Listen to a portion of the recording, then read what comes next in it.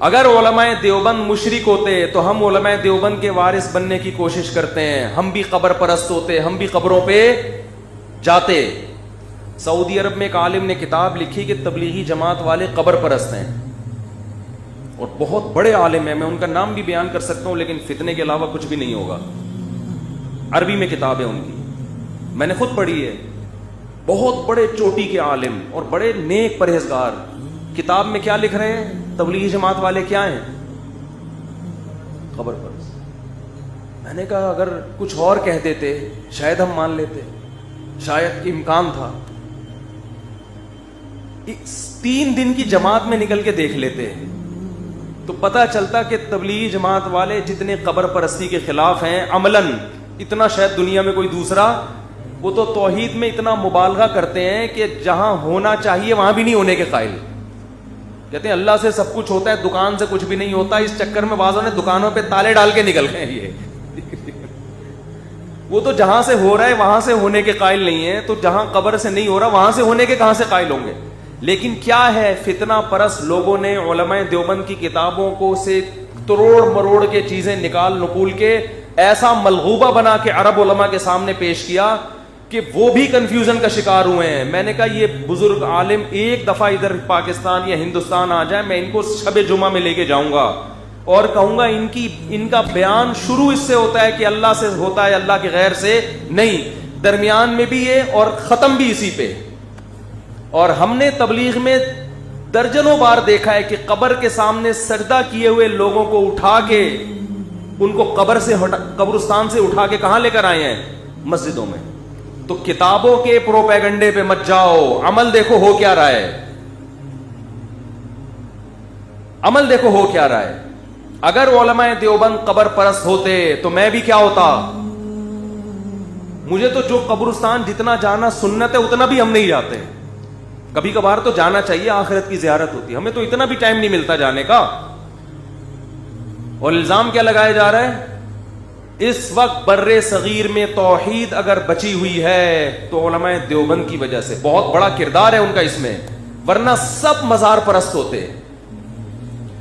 Survey کرو, سفر کرو, میں گلگت گیا ہوں, چترال گیا ہوں, جہاں مزار پرستی نظر آئے گی وہ جگہیں جہاں علماء دیوبند کے اثرات نہیں ہیں. جہاں مزار پرستی نہیں ہے وہاں کس کی تعلیم کے اثرات ہوں گے؟ علماء دیوبند. پورے بر صغیر میں جہاں بھی جاؤ, آپ جہاں بھی جاؤ, مزار اگر نظر آ رہے ہیں, قبروں پہ سجدے نظر آ رہے ہیں, بھائی یہاں کوئی عالم دیوبند کا عالم نہیں آیا تبلیغ کے لیے.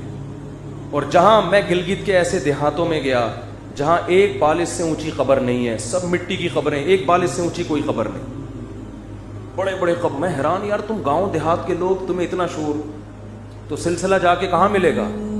جا عالم من دیوبند, کہاں سے ایک عالم آئے تھے؟ دیوبند. وہ سب مزار ختم کر کے چلے گئے. تو کتابوں میں توڑ موڑ کے مشکل کشا فلانا, بھائی وہ ذو معنی الفاظ ہیں. جیسے حضرت جبریل نے کہا میں تجھے ہبا کرنا چاہتا ہوں, مطلب یہ تھا میں نہیں, ذریعہ کون بن رہا ہے؟ میں اس لیے اپنی طرف فی الحال شارٹ کٹ بات کی ہے میں نے, ٹھیک ہے نا, کیونکہ سب کو پتا ہے کہ اللہ کے علاوہ کوئی اولاد نہیں دے سکتا. ان شارٹ تو بھائی اپنے عقیدے کو مضبوط کرو. اسلام توحید کے معاملے میں بہت حساس ہے. مدد صرف کس سے مانگی جائے گی؟ اللہ سے. مزاروں پہ حاجات پوری نہیں ہوتی. ایک آخری بات کر کے بیان ختم کرتا ہوں.